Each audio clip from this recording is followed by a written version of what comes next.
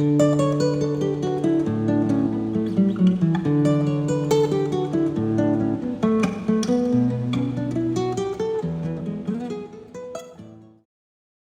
what's happening? Tim Werner here. I want to talk to you in this episode about choosing an IT career specialization. Guess it makes sense that with a career or industry field that's so large as information technology, that you'll want to become a subject matter in a particular domain. Some of the top level divisions are software development, aka programmer. Maybe you're a data specialist, a database administrator, a database developer. Now with cloud computing, you can choose which cloud vendor you want to specialize in. It's an important thought. I have plenty of friends that are now full-time researchers or university professors. I have one friend who's all into and has been into particle physics for dozens of years. Another friend down in Florida who studies primate jaw structure. I mean, you can pick and choose your own adventure. But the thing is, with me, and this dovetails into my other videos that I published recently on imposter syndrome and autism spectrum disorder.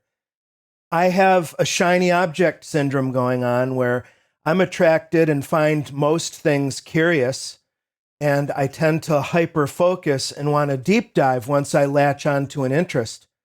Once I feel I've got a sufficient grasp of it, it can either keep going, like my fascination with true crime history is something that I've had since I was a pre-adolescent, and there's no end in sight.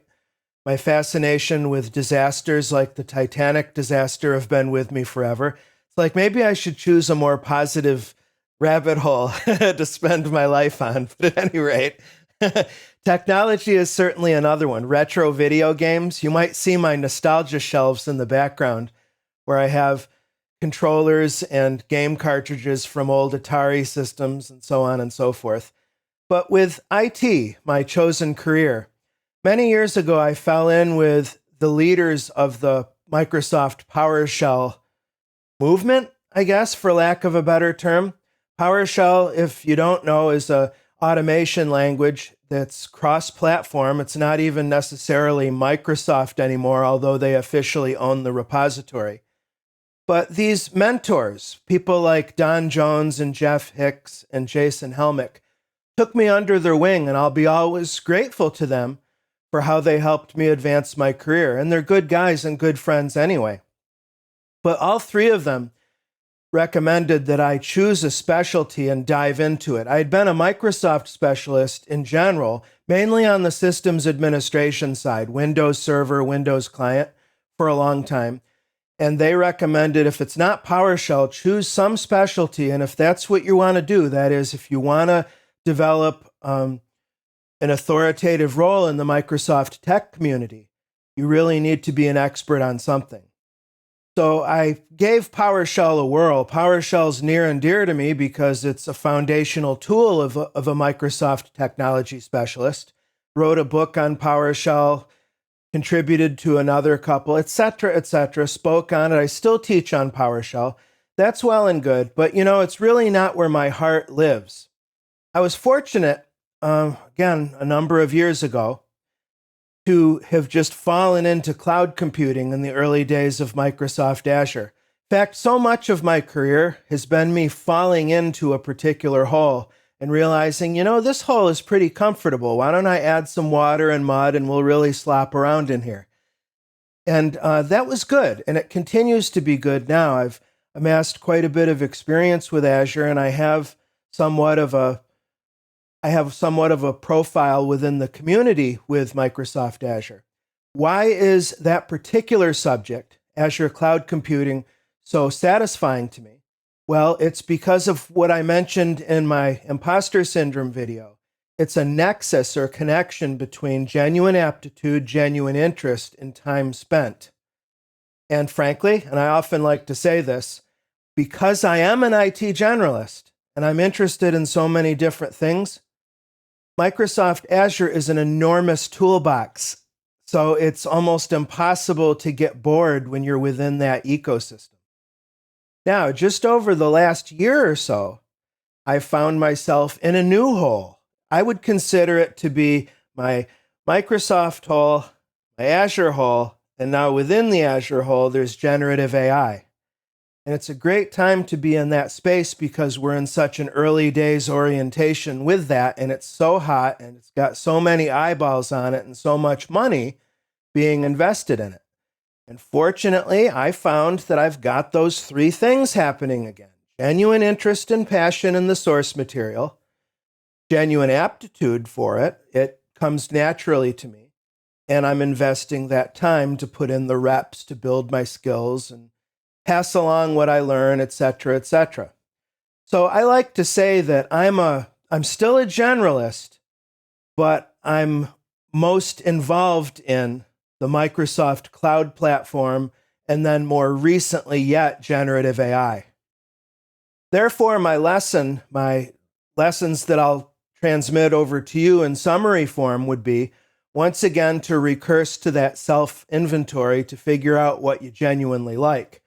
I mean, I've helped people who've wanted to come into IT and learned that programmers make a lot of money, so that's what they want to do. First question is, do you find it interesting? Would you wind up studying programming books while you're at night in your pajamas in bed? Is it something you would tinker around with on your own dime, on your own time?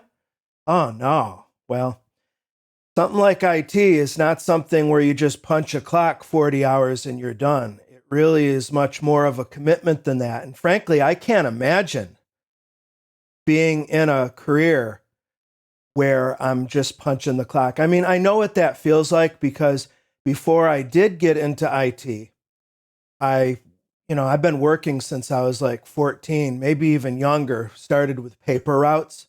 And I know what it's like to do work that's not intrinsically satisfying. And I know that there are plenty of people in the world who spend their entire lives doing just that. I don't have rose-colored glasses on. I understand and I'm deeply grateful for my privilege that I do have the flexibility to choose my own career, and even to this point, to shape and sculpt my career in a way that brings me great financial rewards for sure, and also great happiness. And it makes me happy that my work is assisting other people to do the same thing in their life. That's another story for another time. So I would say that self-inventory and discovery process is really important. I find in IT, you might get a lot of mileage out of going to a video training provider. I work for Pluralsight. There's also LinkedIn Learning. There's Udemy.com. Oh, who else? Bunch of them. Bunch of these providers where you can test the waters by watching introductory training videos. Heck, you could do it on YouTube, really.